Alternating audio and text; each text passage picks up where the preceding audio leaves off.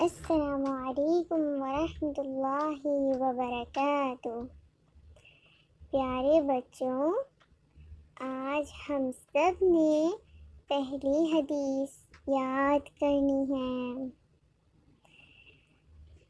آئیے ہم سب مل کر پہلی حدیث یاد کرتے ہیں۔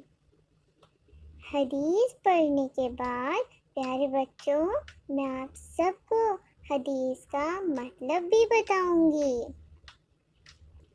آئیے پڑھتے ہیں کہ ہمارے پیارے نبی صلی اللہ علیہ وسلم نے کیا فرمایا۔ قال رسول اللہ صلی اللہ علیہ وسلم لا تغضب۔ پیارے نبی صلی اللہ علیہ وسلم نے فرمایا، غصہ نہ کرو۔ The messenger of Allah صلی اللہ علیہ وسلم said, do not become angry۔ اب میں آپ سب کو اس حدیث کا مطلب سمجھاتی ہوں۔ پیارے بچوں، ہم سب کو بتائیں کہ غصہ کرنے سے اللہ سبحانہ وتعالی ناراض ہو جاتے ہیں۔ غصہ کرنا ایک شیطانی عمل ہے۔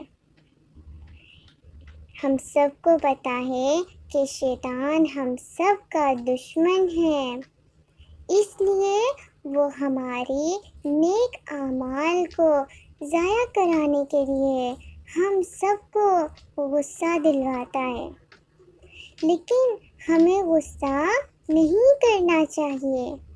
ہمارے پیارے نبی صلی اللہ علیہ وسلم ہمیں سمجھا رہے ہیں کہ غصہ مت کیا کرو، کیونکہ اگر ہم سب غصہ کریں گے تو اللہ تعالیٰ ہم سے ناراض ہو جائیں گے۔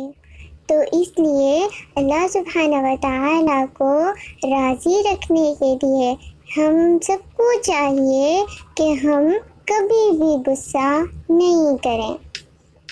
لیکن اگر کبھی غصہ آ جائے تو ہمیں کیا کرنا چاہیے؟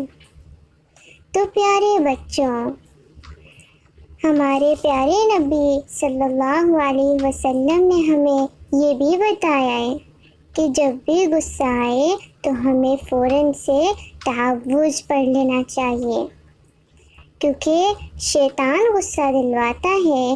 تو اسی لیے جیسے ہی غصہ آئے ہمیں فوراً سے اعوذ باللہ من الشیطان الرجیم پڑھ لینا چاہیے۔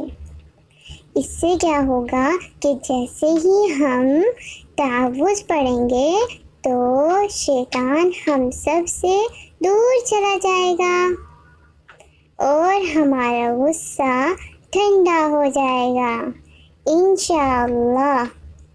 تو آج کی حدیث سے ہم نے کیا سمجھا کہ ہمیں کبھی بھی غصہ نہیں کرنا چاہیے۔